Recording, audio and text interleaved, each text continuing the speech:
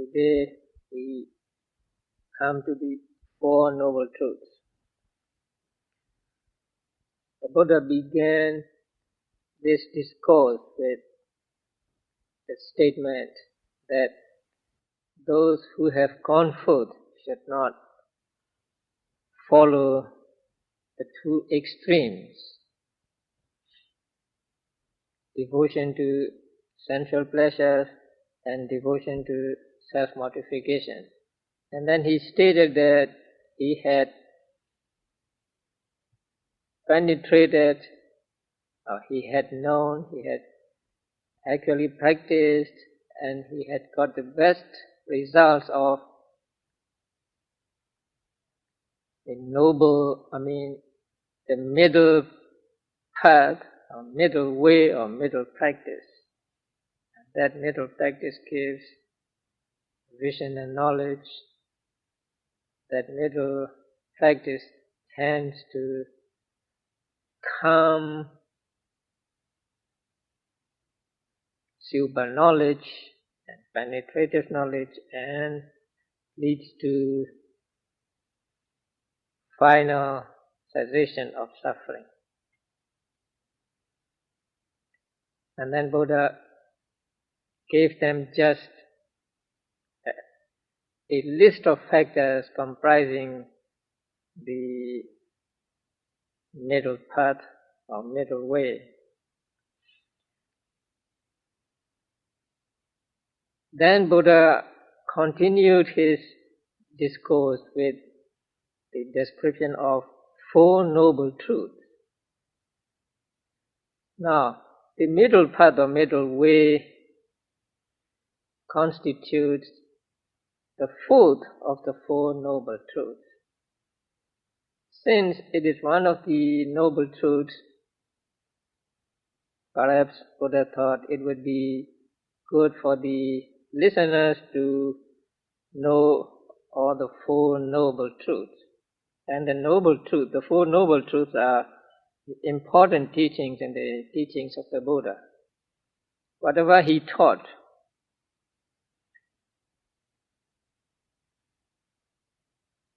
falls into the realm of Four Noble Truths. And it is said that there is nothing outside the Four Noble Truths that can be known. So the Four Noble Truths are important in the teachings of the Buddha. Here we must first understand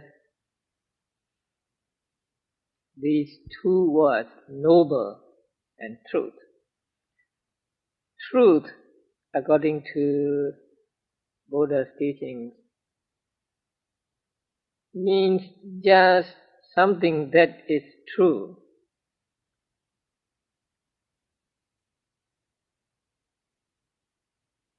Something that is not otherwise than stated. So according to this definition, truth can be anything, or truth does not necessarily mean good things only. So whether good or bad, if it is true, if it is not otherwise than is stated, then it is called truth. Now, the second noble truth consists of craving. And craving is an unwholesome mental state, so it is a bad thing. But it is called the noble truth of suffering. So, truth does not necessarily mean good things only. Whether good or bad, if it is true, it is truth.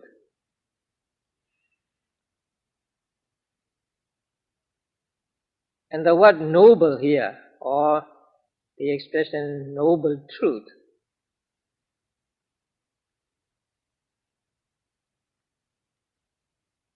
this name or these two words are explained in four ways in the commentaries.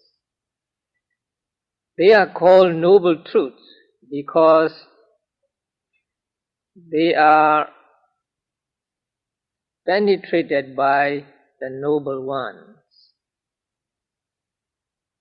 So, noble truth first means noble penetrated truths. These are the four truths which noble ones penetrated or noble ones see or noble ones know. The second meaning is the noble one's truth. The noble one meaning the Buddha.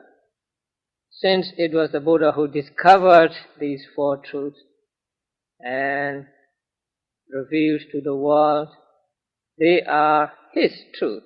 So they are Buddha's truth. So they are called noble truth. So noble one's truth. The third meaning of the noble truth is truths that make people noble. That means when they see these four noble truths, when they realize these four noble truths, they become noble ones. So the truths, when penetrated, makes people who penetrate them become noble ones. So noble making truths. And the fourth meaning is just true truth. Here the word noble means true, or it is not untrue, and so they are called noble truths. So you can take any one of these as a meaning of the word noble truth.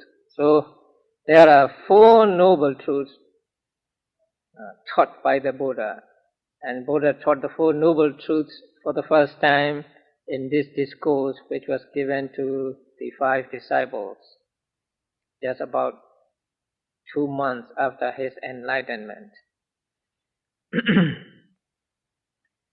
And the first noble truth is the noble truth of suffering, a noble truth of dukkha. And this noble truth of suffering is described as, say, this is the noble truth of suffering. Birth is also suffering, aging is also suffering, death is also suffering, sorrow, lamentation, pain, grief and despair are also suffering. Association with those one loves,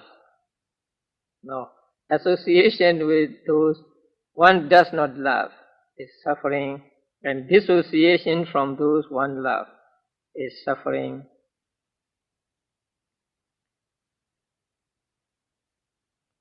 Desiring to get and not getting what one wants is also suffering. In short, the 5 aggregates which form the object of clinging are suffering. So this is the definition or description of the first noble truth, which is the noble truth of suffering. So Buddha said, birth is suffering, aging is suffering, death is suffering, and so on. Now here birth means the conception for human beings and for animals, conception in the mother's womb. So from the time they take conception in the mother's womb until they are really born. So that period of time is called birth in this discourse. But there are other beings who do not take conception in their mother's womb, but who are born depending on moisture-laden things, just like moss or dirt or whatever. So for them, the first moment of their life, the first conscious moment of their life is called birth. And there are also other beings like celestial beings who are called spontaneously born. That means when they are born, they are already grown, say grown persons. They don't have to be in a mother's womb for say, any period of time. So when they were born as grown-up persons. So for them to, the first moment of consciousness in that life and that existence is all called birth. And so Buddha said this birth is suffering. And in the commentaries, many kinds of suffering are described with regard to being in the mother's womb. So when a fetus is in the mother's womb, it has to suffer a lot of pain and dangers and so on. And so they depict this suffering in very vivid terms. Although we may not remember suffering in the mother's womb, I think we can still imagine the suffering and also how it is fraught with dangers to be in a mother's womb. Especially if you have to take conception in a mother's womb in these days, like teenage mothers and so on, you really see how frightful it would be. Sometimes mothers are not so prudent and they may take drugs and others which cause babies to be born, say, mentally retarded or with many kinds of deformations. So to be in a mother's womb, to take conception and to grow in the mother's womb is really suffering. And it is also a basis for suffering which one is to encounter in one's life until one dies. So it is called suffering. Now, for those who are born spontaneously and for those who are born out of dirt or some moss or something, the birth itself may not be seen as suffering. But since birth is a basis for consequent suffering, it is called suffering. So when we say birth is suffering, we mean that it is a basis for suffering. Next one is aging is suffering. So I think it is very plain that aging is suffering. Nobody likes to get old, but in spite of our efforts to keep ourselves young or look young, we are always getting old. We are getting old day by day, hour by hour, minute by minute, second by second. And when we get old, then we lose strength in our limbs, and then we don't see as clearly as we did before. The same with hearing, and then your tooth begin to fall. And there are many things connected with old age. And then there is a treatment by younger people with disrespect or sometimes maybe with disgust. And then when one gets very old, one becomes, what do you call that, doting, become a child again. And so all these sufferings because there is old age. So old age is also a basis for suffering, so it is called suffering. And this old age also, nobody can avoid, and nobody can, turn it back by scientific means, by medical means. It may be possible to slow down the rate of aging, but it is not possible to stop it altogether or to turn it back to youthfulness. But even though the physical body may look young, even though it may be possible to get rid of wrinkles and all these things, but the fact that we are getting old day by day, hour by hour, minute by minute, second by second, cannot be avoided. So old age is the cause for different kinds of suffering, and so old age is described as suffering or aging or getting old. And then death is suffering. So no, we don't need any explanation about that. Everybody is afraid of death. And we are afraid of death because when we die we have to leave everything behind.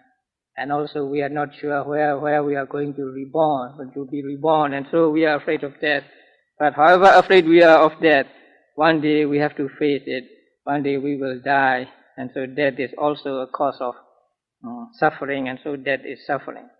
Then sorrow, lamentation, pain, grief and despair are also suffering. They are themselves suffering, and also they are causes for consequent suffering. So they are called suffering.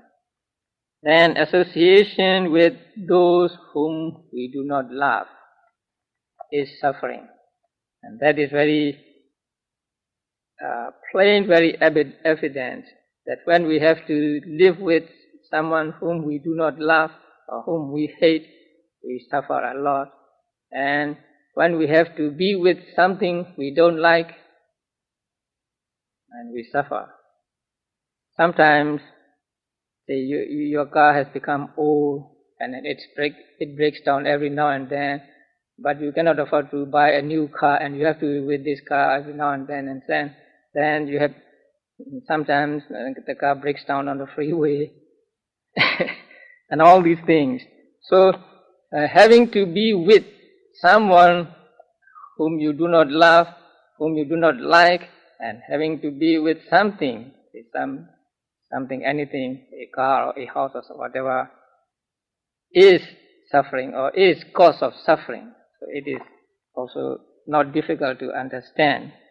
Then dissociation from those whom you love, and dissociation from those things which you like, is also suffering. So when you are separated from your loving ones, you are sorry and you suffer. And when you are separated from the things that you like, if someone takes away your car or your house or whatever, then you suffer a lot. So separation from or dissociation from those whom you love and from things which you like is suffering.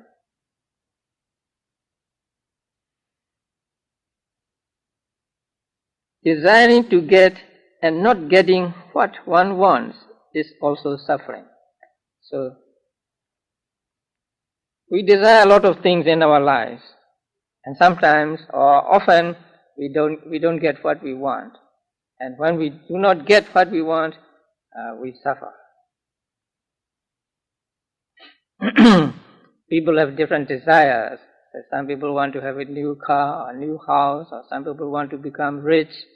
But if they don't get what they want, there is definitely suffering. And this is very simple way of looking at suffering. But what Buddha meant in this discourse is not that kind of suffering, but another kind of suffering which comes from our unfulfilled wishes. That is, what if we were not to get old, not to die, not to have sorrow, lamentation and so on? It would be very good if we do not have to get old and so on. But that wish cannot be fulfilled. And so not getting what one wants is suffering means not getting what we wish for with regard to old age, death and other kinds of suffering. And that in itself is suffering. So desiring to get and not getting what one wants is also suffering. In short, the 5 aggregates which form the object of attachment or clinging are suffering. So at last Buddha said, in short, the 5 aggregates of clinging are suffering. Now, I think it is not difficult to accept that birth is suffering, the old age is suffering, death is suffering and so on. They are very plain. But what about when we come to the 5 aggregates of clinging? Now, what are the 5 aggregates of clinging? Everything in the world. So when we are happy, that happiness is included in the 5 aggregates of clinging. When we enjoy food or when we enjoy life, that enjoyment is also included in the 5 aggregates of clinging. So according to this, in short, the 5 aggregates of clinging are suffering, then everything in the world must be suffering. So when we say, I am happy, I am actually suffering. When I enjoy good food, I am actually suffering. So it is a little difficult to accept that the last statement, that everything in the world is suffering. Now, in order to understand this last statement, we must understand at least 3 kinds of suffering or 3 kinds of dukkha. The real dukkha, the real suffering, and suffering in change, and suffering because it is conditioned. So there are 3 kinds of suffering to understand. You hit yourself with something and there is pain, and that is real suffering. Sometimes you are sad, you are sorry, and that is real suffering.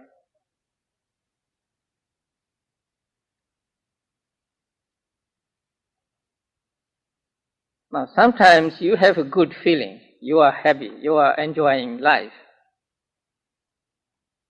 That is also called suffering, suffering in change, because that enjoyment or that happiness will not last forever. So it will disappear. So when it disappears, when it change means to disappear. When it disappears, we are sorry for that. So good feeling or happiness and joy is called also suffering, because when it disappears, and it causes suffering in us. So the happiness is also called suffering according to this classification into 3 kinds of suffering. Now the third one is the most important. The third one is suffering because it is conditioned. So everything in the world is conditioned by some cause or some other states or factors. And everything that is conditioned has a beginning and an end. There can be nothing which is conditioned and which does not have a beginning and an end. Anything which is conditioned, which is made, must have a beginning, and when it has a beginning, then it has an end too. So everything conditioned in the world, and in the world everything is conditioned, has a beginning and an end. And everything that has a beginning and an end is called dukkha, or suffering. Buddha taught in another discourse that whatever is impermanent is suffering. So everything that is impermanent is suffering. And everything that has a beginning and an end is impermanent. So, and everything that is conditioned has a beginning and an end. So everything that is conditioned is suffering. So according to this definition, everything in the world is suffering. Because what we call happiness also has a beginning and an end. And so it has to be suffering. So when Buddha says, in brief, the five aggregates of clinging are suffering, it means that everything in the world is suffering. And when we try to understand the First Noble Truth, we must understand on this level, on this philosophical level. Because if we do not understand this level, we tend to criticize the Buddha or Buddhism. And there are people who say, I don't like Buddhism because Buddhists always talk about suffering, and no happiness. Whenever they talk about suffering. But Buddha was a practical person, and I think he was a realist. So he declared what was true, what was the fact. So when he looked at the living beings, what he saw was just suffering, birth, old age, death, sorrow, lamentation, and so on, and also the arising and disappearing of mental and physical phenomena. And so he saw this. He saw the group of sentient beings as suffering. He is like a physician who diagnoses a patient and tells him, you have a disease. So we cannot accuse that physician of a pessimist or whatever, because he is telling the truth. He declares what he sees, what he finds out. So in the same way, when the Buddha says there is a noble truth of suffering and everything in the world is suffering, he is telling us what really was the fact. And so we cannot accuse him of, say, being a pessimist or trying to depress us. And if we just stop there and not go on to the second, third, and fourth noble truth, so he might be accused of at least making us depressed. But he pointed out also the cause of suffering, and then the disappearance of suffering, and then the way to achieve the extinction of suffering. So Buddha was not a pessimist, but I think we should call him a realist. So when we try to understand the First Noble Truth, we must understand on two levels. The one is popular level, that is birth is suffering, decay is suffering, and so on, that nobody will refuse to accept. But we must understand on the higher level, the philosophical level, that is, everything in the world is suffering because of the criterion that whatever is impermanent is suffering, and everything that has a beginning and an end is impermanent, and everything that is conditioned has a beginning and an end. So at least we should understand those three kinds of suffering. The real suffering, suffering in change, and suffering because they are conditioned. And actually, real suffering and suffering in change can be included in the suffering because of the conditions.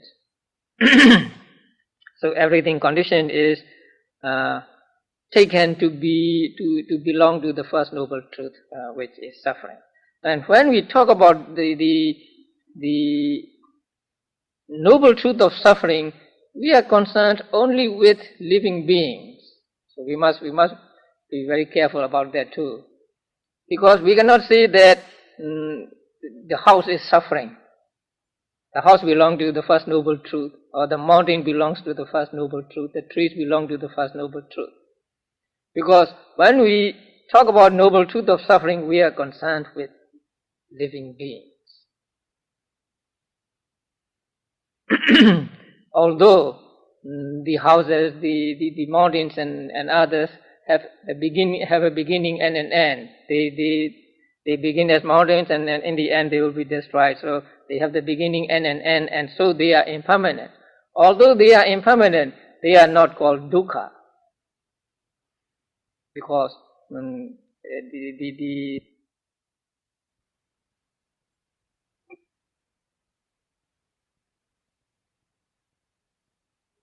not only with living beings.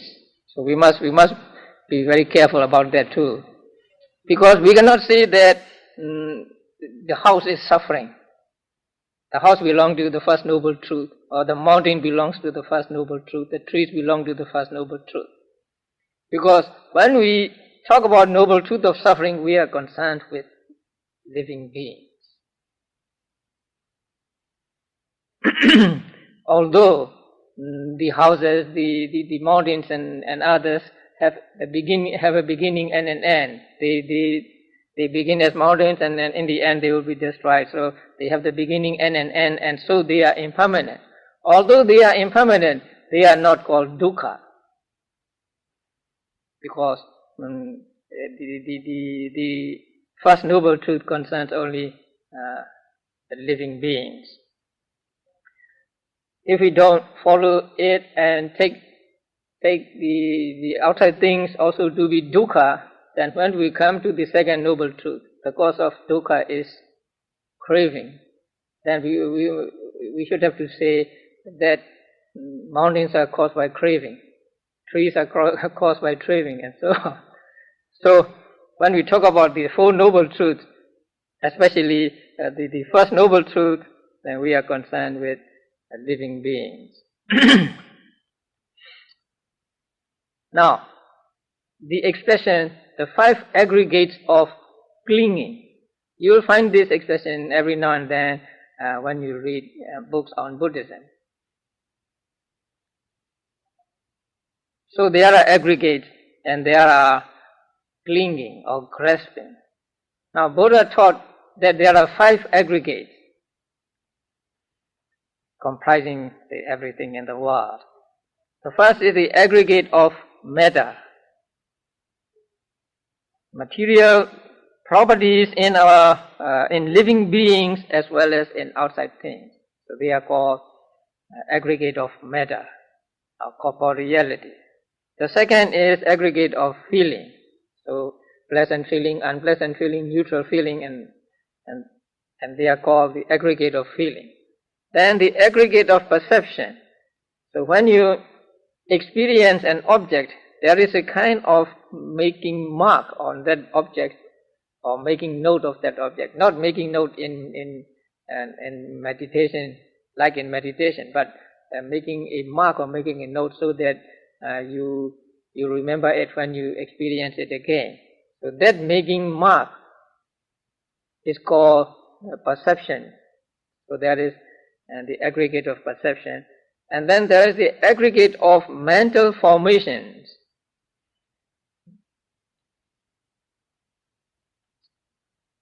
Now, what are mental formations?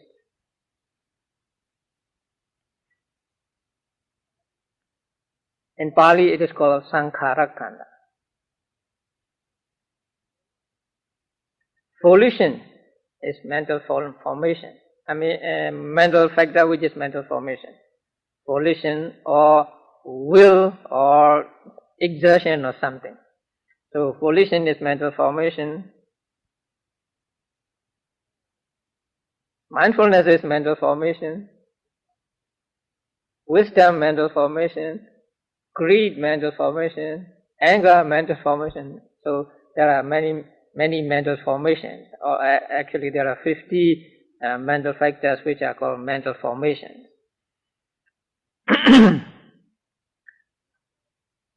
And they are called the sankhara khanda. So the word sankhara means to make. And here it indicates some kind of will or volition or some kind of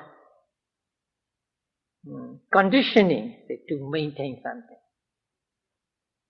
If you have a big burden on your head and you have to maintain it, then it becomes more and more heavy as the time goes.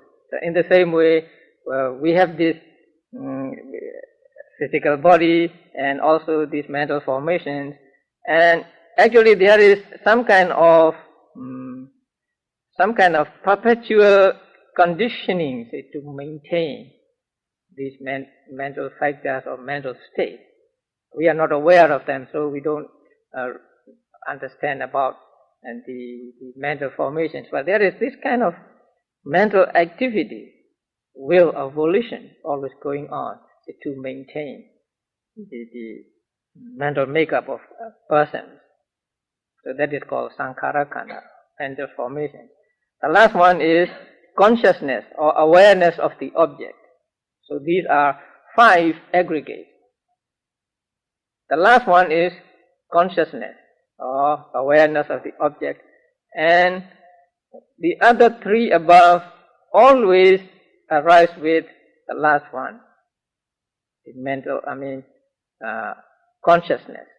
And so these 4 constitute what we call nama or mind, and the first one is what we call rupa.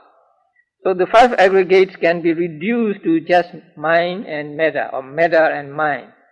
Metta comprising 1 aggregate and mind comprising 4 aggregates. The feeling, perception, mental formations and consciousness.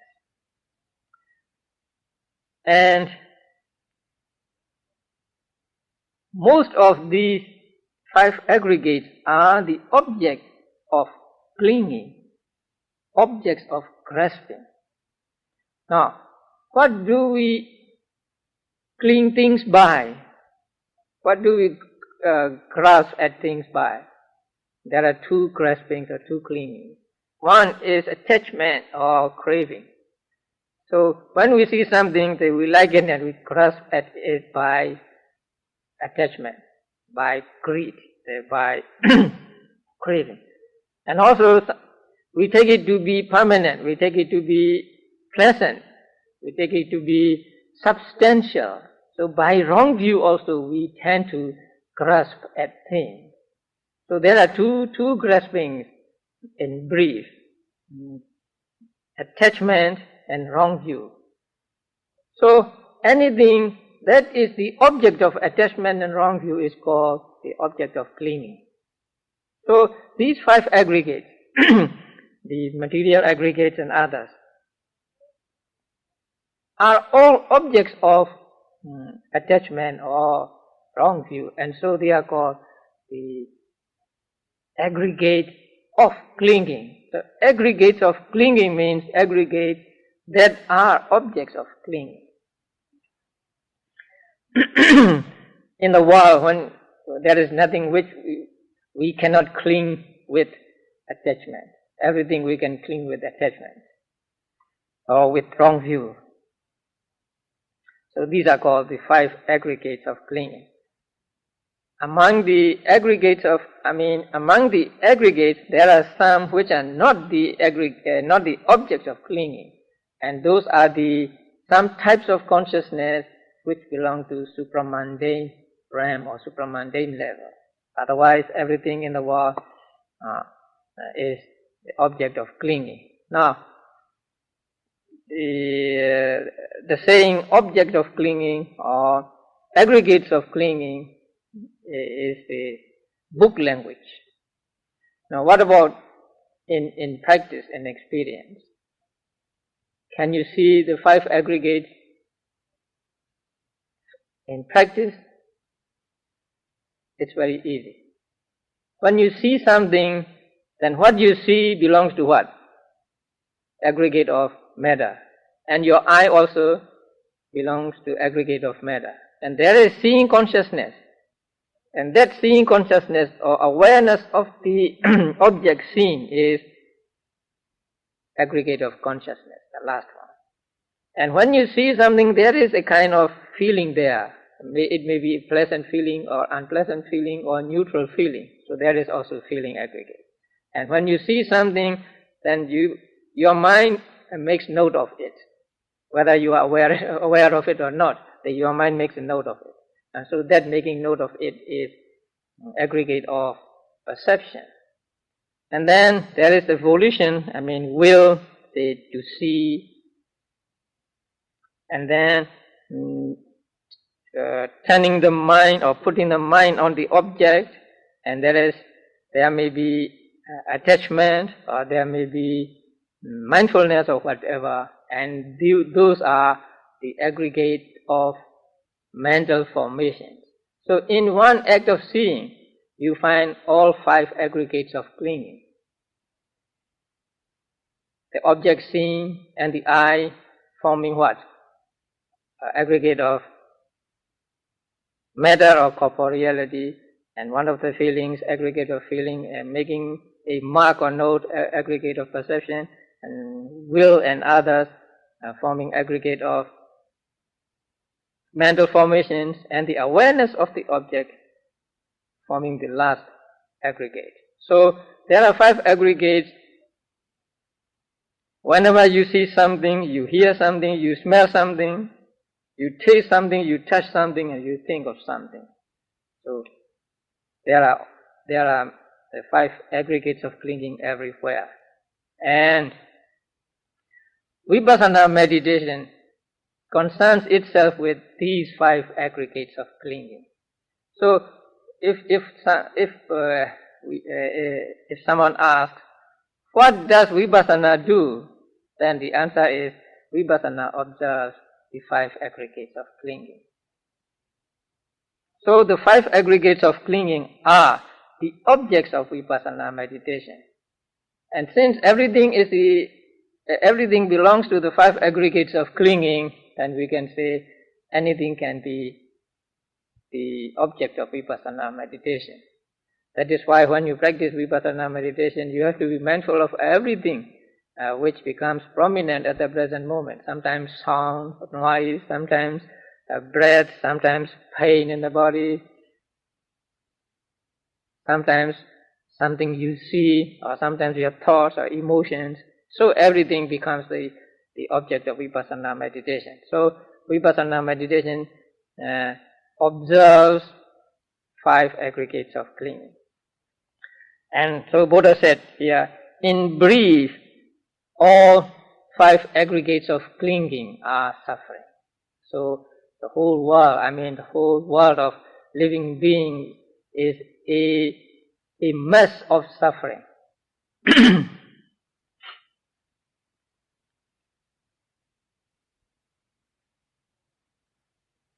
Now, the second noble truth is the noble truth of origin of suffering.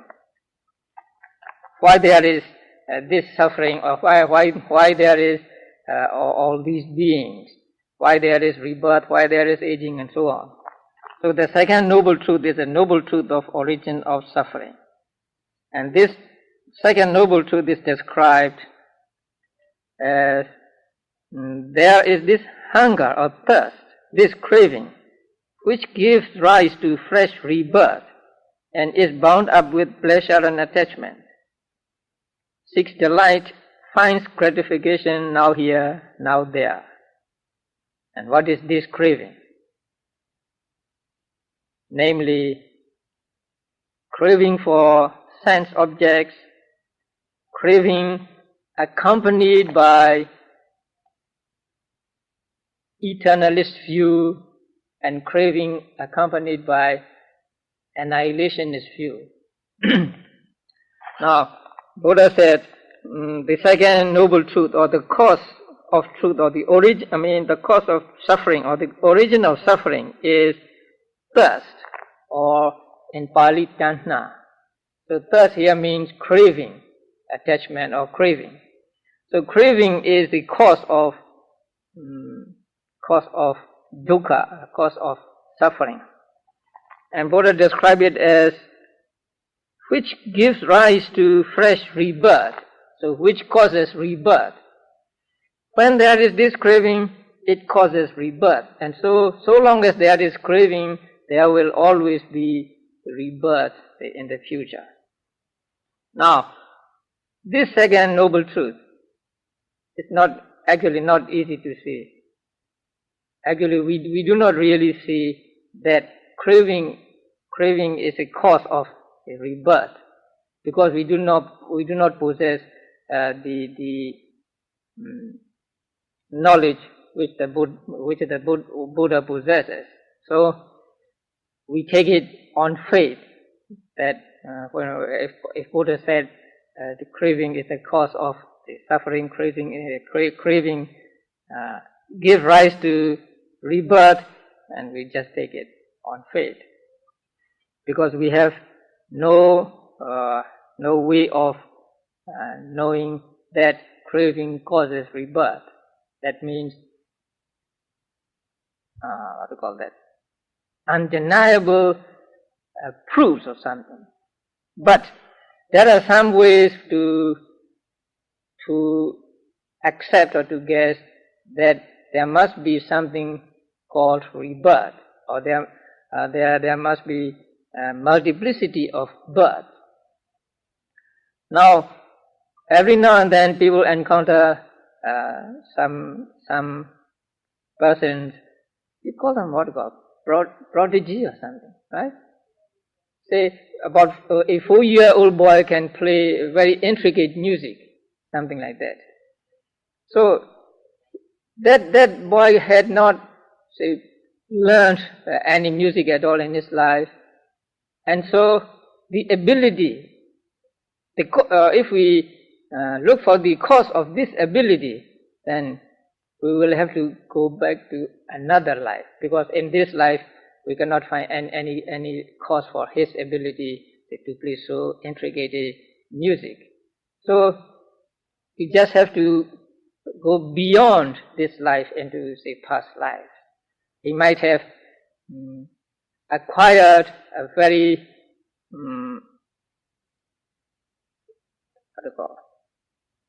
great talent in his past life, and that was passed on to this present life, and so he was able to play such intricate music without being taught, and when he was very young.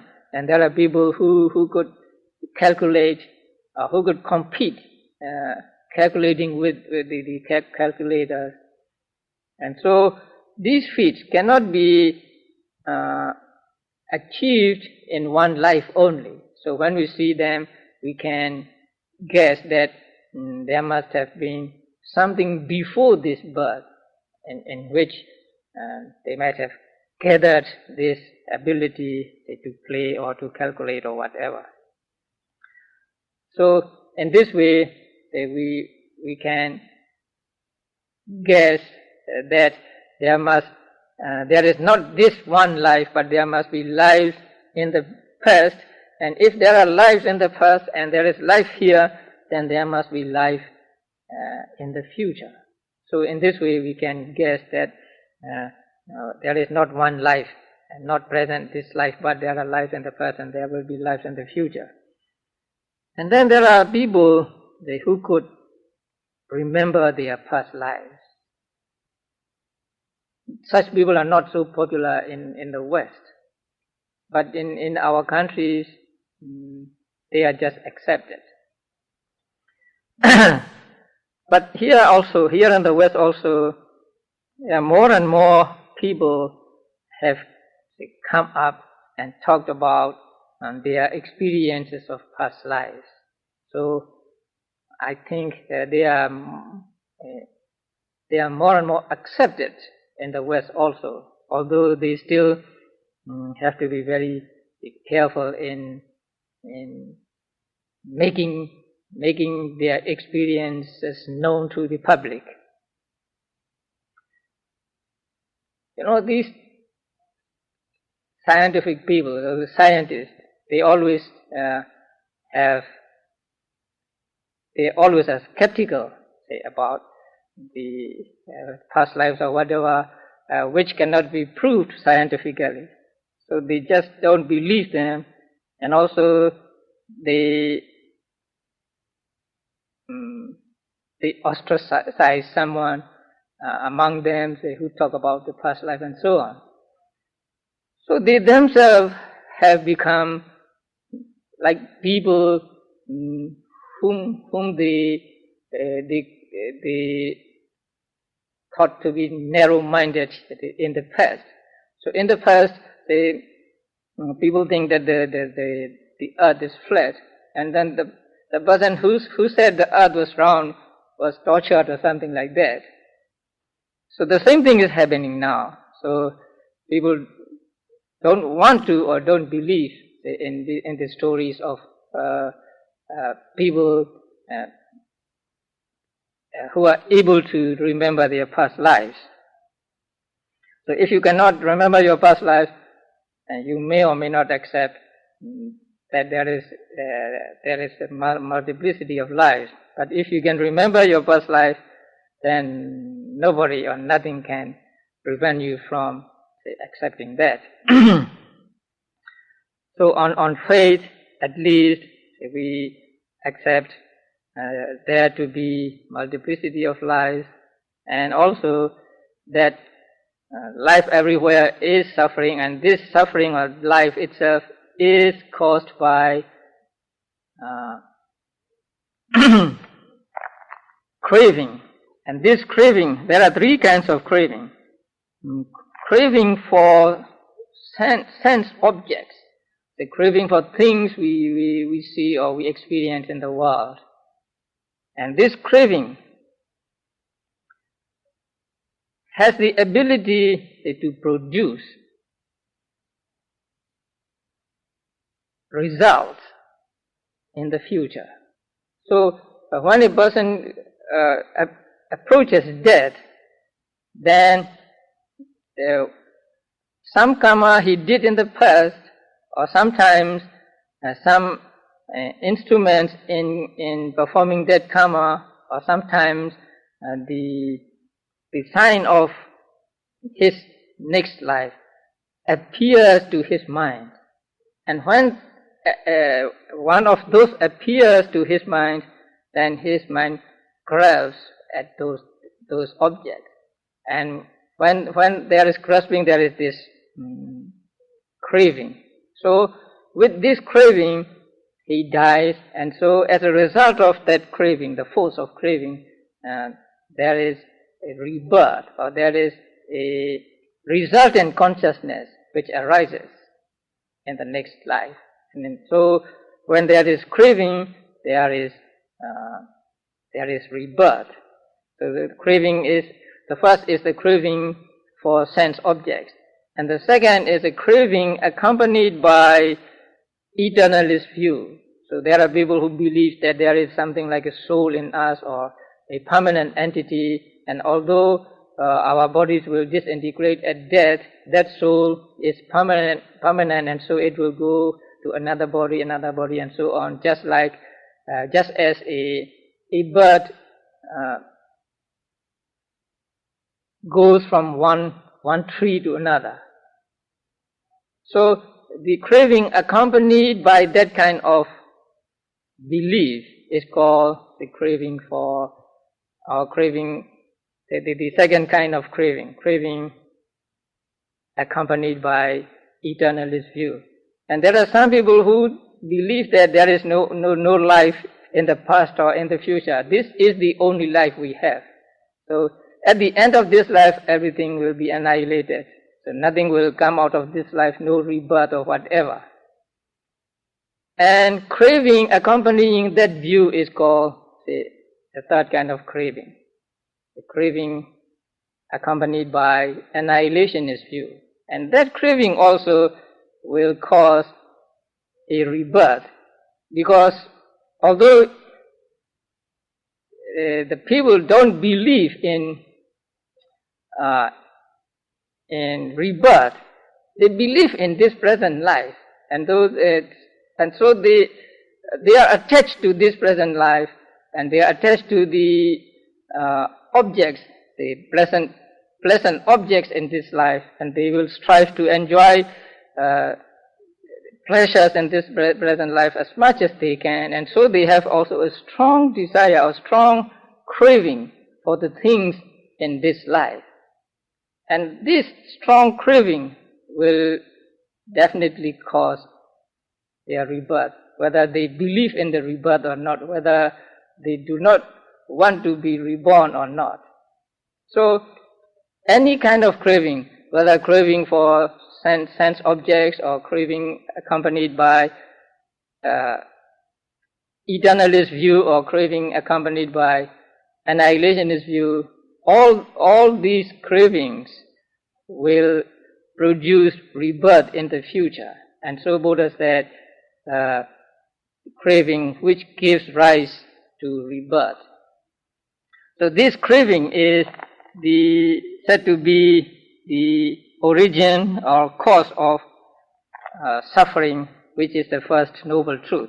So we have now two noble truths.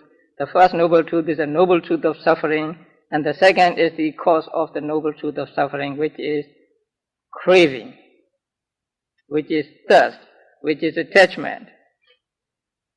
Actually, when we say craving is the second noble truth, we also mean ignorance, because ignorance always accompanies craving. If there is no ignorance, there can be no craving. We are ignorant of the true nature of things, and so we tend to be attached to things or to persons. If there were no ignorance and we see things as they really are, then we will not be attached to anything. And so when we say the second noble truth, the origin of suffering is craving, we also mean that craving along with ignorance, or along with delusion. So these two, the craving and delusion, are those that create this round of rebirth.